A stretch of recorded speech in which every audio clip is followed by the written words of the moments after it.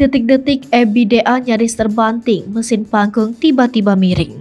Ebi DA hampir terjatuh saat tampil di panggung Indosiar. Ebi DA yang berasal dari Bima berhasil melaju ke babak Grand Final Dangdut Akademi 5 Indosiar.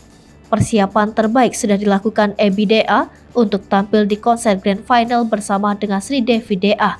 Namun, suatu insiden tak terduga dialami Ebi DA saat tampil di panggung Dangdut Akademi 5 Indosiar.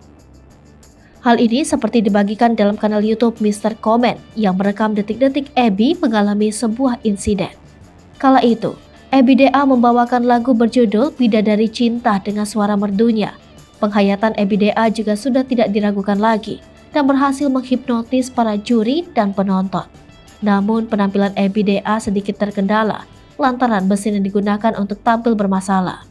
Ebi Bima hampir terjatuh saat sedang tampil bernyanyi di panggung Indosiar.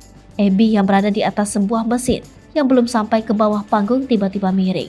Namun atas kesigapan para dancer dan kru, Ebi bisa turun dengan selamat. Di saat insiden menegangkan terjadi, juri dan para penonton di studio dibuat panik. Namun setelah Ebi turun, dirinya tetap menunjukkan perform terbaiknya untuk para juri dan penonton.